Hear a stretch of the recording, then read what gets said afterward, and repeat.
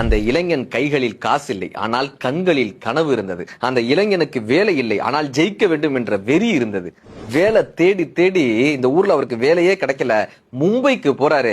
கையில வெறும் 200 ரூபாய் மட்டும்தான் இருக்கு. அந்த 200 ரூபாயும் அவரு யாரோ ஒருத்தர் திருடிட்டு போயிடுறாங்க. ரோட்ல படுத்திருக்காரு. வேலை இல்ல, அடுத்த வேலை சாப்பாட்டுக்கு வழி இல்ல. ரயில்வே ஸ்டேஷன்ல தங்குறாரு. ஒரு ஹோட்டல்ல ஒரு கூலி வேலை கிடைக்குது, பாத்திரம் கழுவுற வேலை கிடைக்குது. பாத்திரம் தேய்க்கிறதோட சேர்த்து தொழில் செய்வது எப்படி, வியாபாரம் செய்வது எப்படின்னு கற்றுக்கொள்றாருங்க. தனியா ஒரு தோசை கடை போடுறாரு, தள்ளுவண்டி கடை போடுறாரு. எல்லாரும் சிரிக்கிறாங்க, மும்பைல வந்து தோசை கடை போடுறியப்பான்னு. ஆனா இவருடைய பேசக்கூடிய திறமையும் அந்த தோசையினுடைய சுவையும் அத்தனை பேரும் இருக்குது.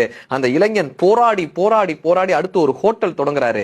இன்றைக்கு உலகம் முழுவதும் 77 நாடுகளில் தோசா பிளாசா என்று தன்னுடைய தனி முத்திரையை பதித்திருக்கிறார் மிஸ்டர் பிரேம் கணபதி அவர்கள்.